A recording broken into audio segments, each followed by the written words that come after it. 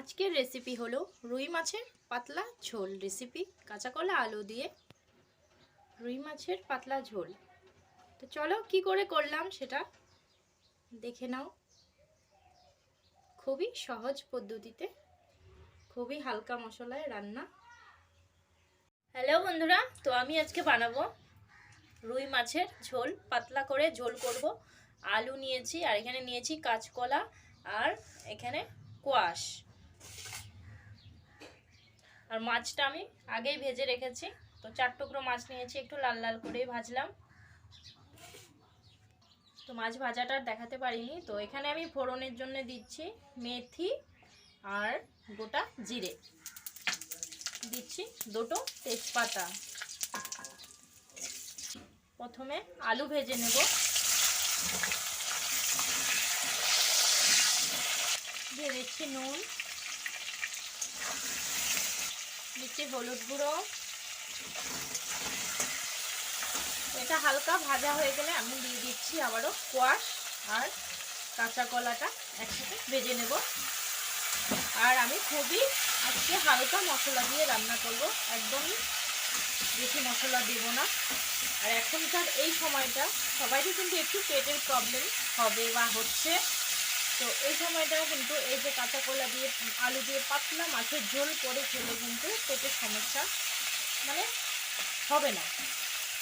তেল মশলাটা একটু কম খাওয়াই ভালো। তো এখানে আমার কিন্তু ভাজাটা হয়ে গেছে লাল লাল করে। তো এবার আমি মশলা একটা করে রেখেছি। তো খুবই সামান্য জিরে গুঁড়ো দিয়েছি, আর কাঁচা পাকা লঙ্কা, আর একটা ছোট্ট একটা টমেটো।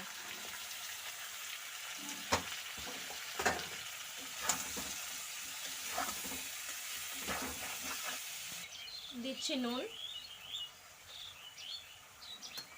তো ঝোলটা একটু পাতলা পাতলা করব।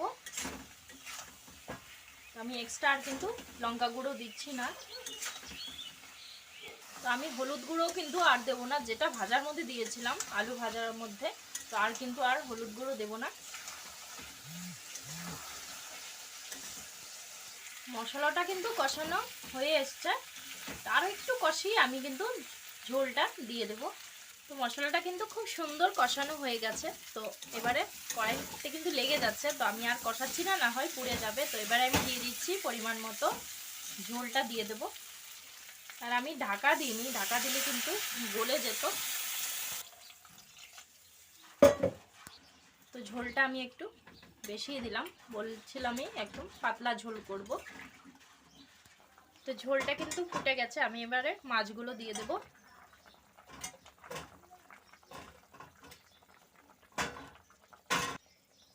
আর কিছুক্ষণ ফুটিয়ে আসলেই আমি নামিয়ে দেব। বেশিক্ষণ ফোটাবো না, না হয় ঝোলটা শুকিয়ে যাবে। তো এখানে কিন্তু আমার মাছের ঝোলটা হয়ে গেছে। আমি এবারে একটু ধনেপাতা কুচি দিয়ে নামিয়ে নেব। ব্যাস, এবারে আমি নামিয়ে নিচ্ছি। তো এখানে কিন্তু আমার মাছের ঝোল একদমই রেডি হয়ে গেছে। রুই মাছের পাতলা ঝোল, কাঁচা কলা, কোয়াশ, আলু দিয়ে।